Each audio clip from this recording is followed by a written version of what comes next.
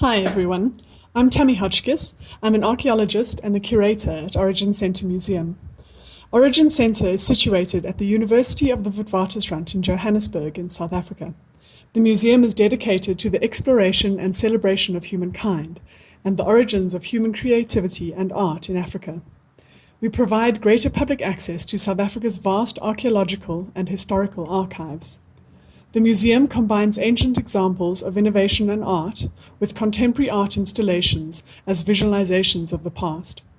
We offer information and programs for children, school learners, students, and adults through workshops, temporary exhibitions, seminars, and short courses.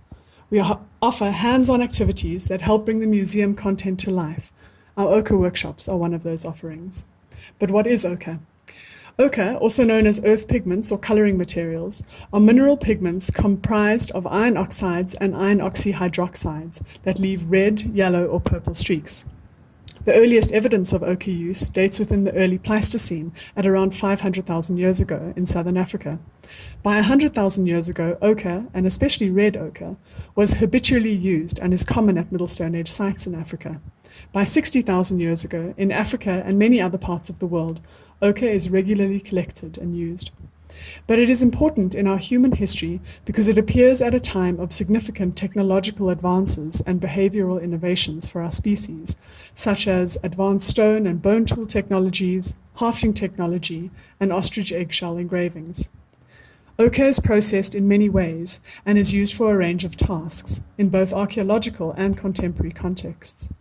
It is used as pigment and paint, but also in hafting adhesives, to tan hides, as skin protection, and even a nutritional supplement.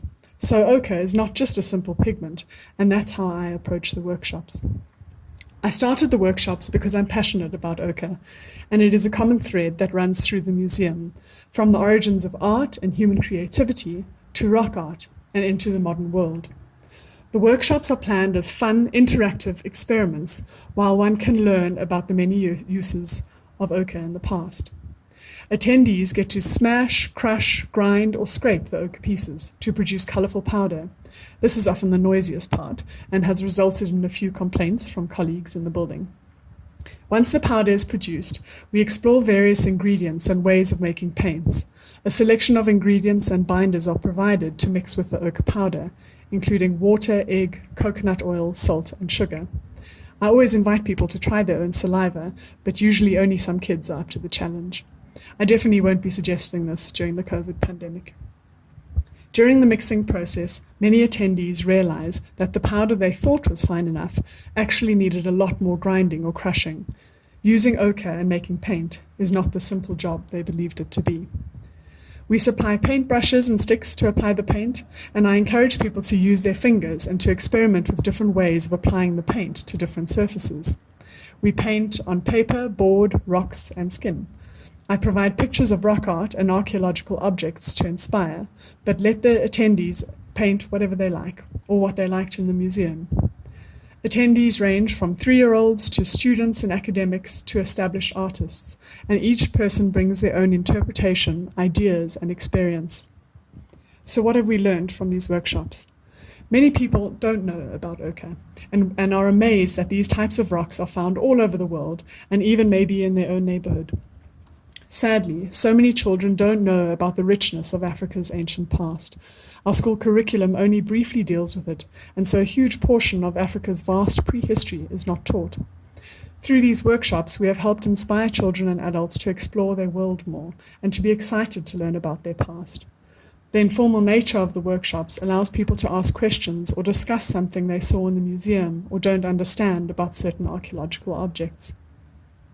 The workshop has offered me, as an ochre researcher, useful insights into different ways to process and use ochre.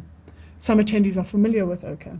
I've had jewelers who use ochre, fine laboratory-grade ferric oxide powder, as a jeweler's rouge to polish gold jewelry. Some have said it is traditionally eaten to help make women fertile, or on the contrary, to terminate a pregnancy. Some mix hardware store-bought ferric oxide powder with water and use it as sunscreen. Although the results are observational in nature, the goals of the workshops have been achieved, and feedback has been overwhelmingly positive. We teach and inspire through the interactive experience of creating paint and art.